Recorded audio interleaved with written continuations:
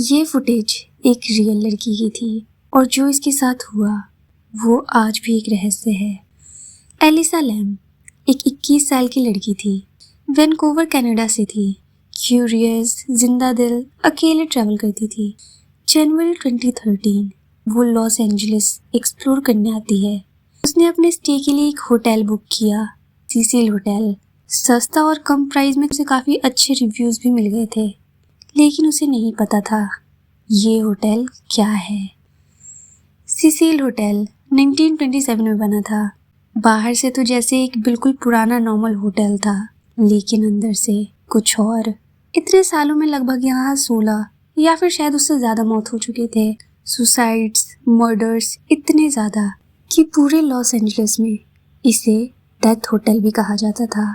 माना जाता है कि यहाँ काम करने वाले लोग रात को कभी अकेले नहीं जाते थे। उनका कहना था कि वहाँ कुछ है, कुछ ऐसा जो हमेशा वहीं रहता है। लेकिन एलिसा को इन सब के बारे में कुछ भी नहीं पता था। एलिसा रात को हमेशा अपनी माँ से फ़ोन पे बात करके ही सोती थी, ताकि माँ को उसकी चिंता ना हो और उसे भी अच्छा लगता था। उसने पहली रात माँ को कॉल किया, हाल पूछा और अपना भी बताया और फिर सोने चली गई। दूसरी रात भी ऐसे ही किया, तीसरी रात भी बात की और फिर चौथी रात आई। उस रात उसकी माँ को कोई कॉल नहीं आया। उसकी माँ ने सोचा कोई नहीं, सुबह बात कर लेगी। फिर सुबह हुई, माँ ने कॉल किया, फ़ोन स्विच्ड ऑफ था। फिर थोड़ी देर बाद किया, फिर बंद। अब माँ को उसकी चिंता सताने लगी थी, बहुत ज़्यादा। होटल स्टाफ ने भी नोटिस किया था एलिसा का बिहेवियर अजीब था।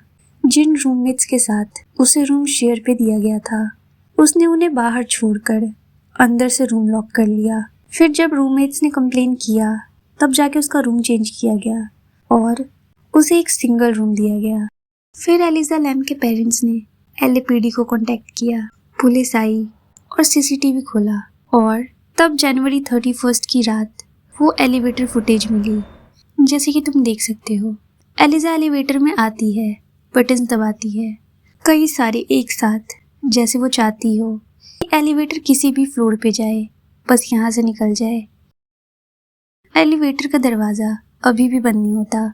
फिर वो धीरे से बाहर दोनों तरफ झांकती है, जैसे वो किसी से डर के भाग रही हो, लेकिन फुटेज में कोई भी नहीं है। फिर वो अंदर आती है, कॉर्नर में जाती है और एलिवेटर से बिल्कुल चिपक कर खड़ी हो जाती है, जैसे किसी से छिप रही हो।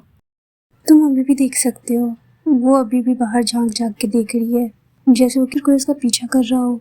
फिर वो बाहर जाती है और फिर घूम के अंदर आ जाती है और वो फिर से बाहर जाती है और उसके हाथ ऐसे मूव हो रहे होते हैं जैसे वो किससे बात कर रही होती है या फिर डायरेक्शन बता रही होती है, और वो फिर अंदर आ जाती है। वो फिर से बहुत सारे बटन्स एक साथ दबाने लगती है, लेकिन दरवाज़ा अभी भी बंद नहीं हो पा रहा था। और फिर वो बाहर निकलती है और अपने हाथ ऊपर नीचे करने लगती है, जैसे किसी से बात कर रही हो, लेकिन CCTV फ्रेम में कोई भी नहीं था, तो वो किससे बात कर रही थी। और फिर वो चली जाती है। और सबसे अजीब चीज़, एलिवेटर का डोर पूरे फुटेज में एक भी बार बंद नहीं होता, जबकि एलिसा ने कितने बटन्स भी दबाए थे। एलिसा के पेरेंट्स ने ये भी बताया कि उसे बाइपोलर डिसऑर्डर था, जो कि एक मेंटल हेल्थ कंडीशन है जिसमें इंसान के मूड के 2 एक्सट्रीम शिफ्ट्स आते हैं। कभी वो बिना वजह बहुत ज़्यादा हाइपर हो जाते हैं, तो कभी एक्साइटेड, इसे मानिया कहते हैं, और कभी बहुत ज़्यादा उदास और डिप्रेस्ड हो जाते हैं, जिसे डिप्रेशन कहते हैं। ये मूड स्विंग्स नहीं होता, इसमें मूड के 2 अलग पोल्स होते हैं। ये दिमाग में केमिकल इम्बैलेंस की वजह से होता है, और रिपोर्ट्स के अकॉर्डिंग एलिसा अपने मेडिसिन भी नहीं ले रही थी, और इसीलिए हो सकता है कि शायद उसे हेलुसिनेशंस भी हो रहे हों। ऐसे ही करते करते 19 दिन गुजर गए, लेकिन अभी तक कुछ भी नहीं मिला था। और तभी काफ़ी सारे गेस्ट ने कंप्लेन किया, पानी का टेस्ट अजीब है, स्मेल आ रही है, उसका कलर भी बिल्कुल काला पड़ गया है। फरवरी 19, 2013 मेंटेनेंस वर्कर रूफ टॉप पे गए। वहाँ 4 टैंक्स थे। उन्होंने एक एक करके चेक किया।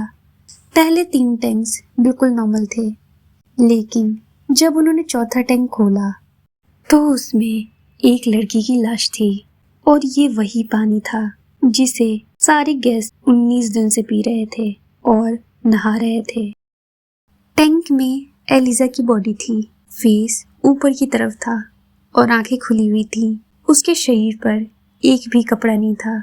उसके कपड़े, वॉच, रूम की उसी टैंक में तैर रहे थे।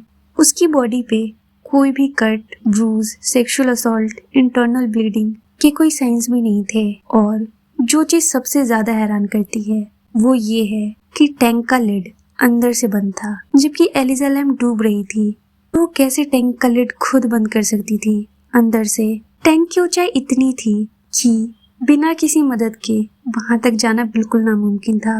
एलएपीडी ने बहुत कोशिश की केस सॉल्व करने की, लेकिन जब कुछ पता नहीं चल पाया तो केस को क्लोज कर दिया गया। एलिजा लैम टम्बलर पे एक्टिव रहती थी। उसके ब्लॉग और पोस्ट आज भी टम्बलर पर वैसे ही हैं। सीसिल होटल आज भी वही है, लेकिन 2011 में उसका नाम बदलकर स्टे ऑन मेन कर दिया गया। जैसे नाम बदलने से उसकी हिस्ट्री बदल जाती। काफी सारी थ्योरीज भी हैं, जैसे कुछ लोग इसे घोस्ट और स्पिरिट से जोड़ते हैं।